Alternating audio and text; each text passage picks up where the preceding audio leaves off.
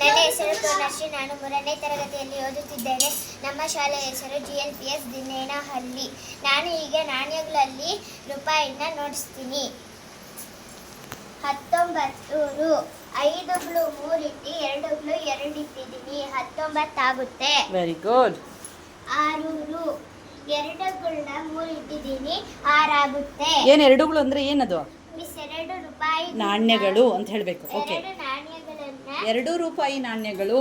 2 ರೂಪಾಯಿ ನಾಣ್ಯಗಳನ್ನು ಇಟ್ಟಿದ್ದೀನಿ. ಓಕೆ. 20 ರು. 5 ಗಳನ್ನ 4 ಇಟ್ಟಿದ್ರೆ 20 ಆಗುತ್ತೆ. Very good.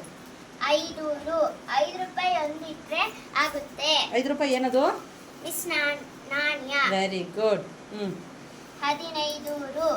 5 ಗಳು 3 ಇಟ್ಟರೆ 5ಗಳು ಅಂತ ಹೇಳಬೇಡ. ಏನದು? 5 ರೂಪಾಯಿಗಳು 3 ಇಟ್ಟರೆ 15 ಆಗುತ್ತೆ. 2 ರು. 2 ರೂಪಾಯಿ ನಾಣ್ಯ ಒಂದು ಇಟ್ಟರೆ 2 ಆಗುತ್ತೆ. ಸೂಪರ್. 10 ರು. 5 ನಾಣ್ಯಗಳು 2 ಇಟ್ಟರೆ 10 ಆಗುತ್ತೆ.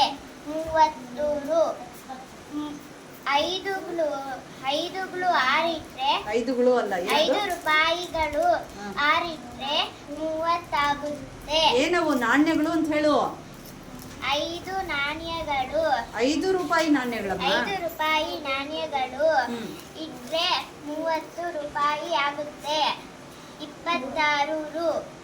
5 ಗಳು 4 ಇಟ್ಟು ಏನ್ 5ಗಳು? 5 ರೂಪಾಯಿಗಳು 4 ಇಟ್ಟು 5 ರೂಪಾಯಿ ನಾಣ್ಯಗಳು ಅಂತ ಹೇಳು. 5 ರೂಪಾಯಿ ನಾಣ್ಯಗಳು 4 ಇಟ್ಟು 2 ರೂಪಾಯಿ ನಾಣ್ಯಗಳು 3 ಇಟ್ಟರೆ 5 ರೂಪಾಯಿ ನಾಣ್ಯ 5 4 ರೂಪಾಯಿ ಇಟ್ಟು 4 ಇಟ್ಟು 2 ರೂಪಾಯಿ ನಾಣ್ಯ 3 ಇಟ್ಟರೆ 26 ಆಗುತ್ತೆ.